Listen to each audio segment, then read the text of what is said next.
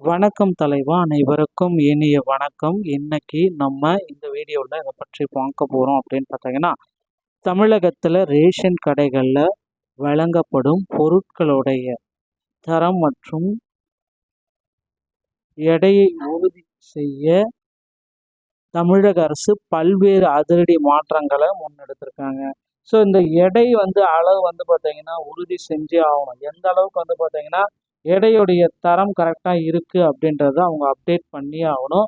Ration பொருட்களில் புதிய மாற்றங்களை கொண்டு வந்தே ஆகணும். பாக்கெட் முறைகளை அறிமுகப்படுத்தியே ஆகணும் அப்படின்ற மாதிரி தரவுகள் ரெடி பண்ணிட்டு இருக்காங்க. தமிழக பொது விநியோக திட்டத்துடைய புதிய பரிணாமம். இனிவரும் காலங்களில் சர்க்கரை, பருப்பு, அரிசி போன்ற அத்தியாவசிய பொருட்கள் பாக்கெட்டுகளில் அடைக்கப்பட்டு வெளிப்படையான முறையில் விநியோகம் செய்யப்பட உள்ளன.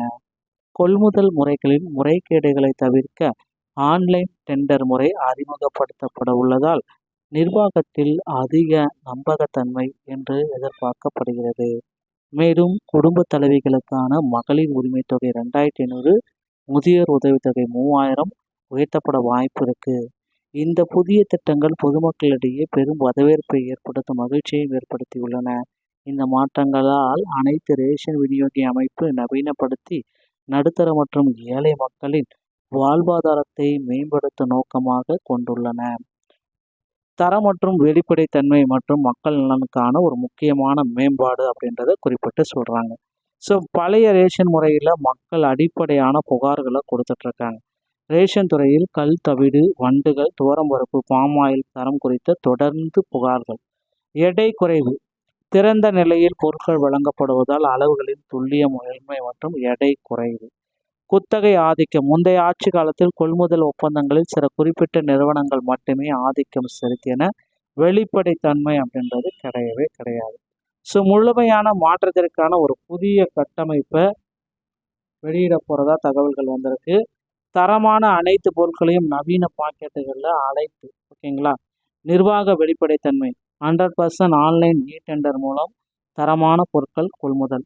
நேரடி பொருளாதார ஆய்வு. குடும்ப தலைவிகள் மற்றும் முதியோர்களுக்கான மாதாந்திர உதவித்தொகை பெருமளவு உயர்வு. சேலம் முதல் மாநிலமாக பாக்கெட் விநியோக திட்டத்தில் ஆரம்பிச்சிட்டாங்க சேலத்தில். ஸோ இதில் பார்த்தீங்கன்னா செயல்திறன் சோதனை முயற்சி போயிட்டுருக்கு. வெங்கட்ரமணன் அவர்கள் விரிவுபடுத்திட்டு இருக்காரு. ஸோ பழைய முறையிலையும் புதிய முறையிலையும் நிறைய மாற்றங்களை தற்சமயம் இருக்குது. சுகாதாரம். கைகள் மற்றும் காற்றால் மாசுபடும் அபாயம். 100% பாக்கெட் விநியோகம் அப்படின்றதுனால சீல் செய்யப்பட்ட பாக்கெட்டுகள். எடை குறைதல் மற்றும் முறைகேடுகளுக்கு இந்த வாய்ப்பு.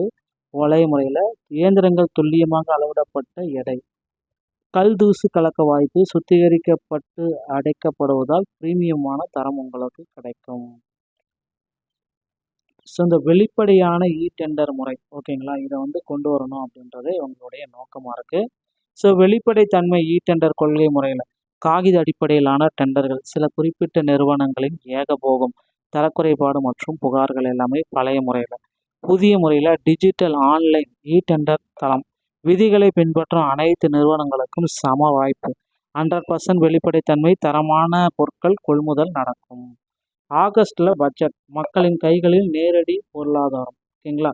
குடும்ப தலைவிகள் மகளிர் உரிமை தொகை திட்டத்தில் இது பார்த்தீங்கன்னா 1000 2000, 60 வயதுக்கு மேலே போச்சுன்னா 3000 வரத்துக்கு நிறைய வாய்ப்புகள் இருக்குது, ஓகேங்களா. ஸோ இப்போ பார்த்தீங்கன்னா 360 டிகிரிலையும் மக்களுடைய ஒரு நலனை அரசு பாதுகாக்குது. ஏகபோக ஒழிப்பு, கொள்முதல் நிதி சேமிப்பு, பாக்கெட் விநியோகம், எடை குறைவு, மக்கள் நலன். ஸோ மிச்சப்படுத்துவது நிதியானது 2500 3000 என மக்களுக்கே நேரடியாக திரும்புகிறதுங்க. ஸோ நண்பர்களே, இந்த ஒரு வீடியோ பதிவு உங்களுக்கு இதை பற்றி தான் விளக்கும். வீடியோ உங்களுக்கு பிடிச்சிருந்தால் நீங்கள் நம்முடைய சேனலோடு இணைந்திருங்க. நன்றி, வணக்கம்.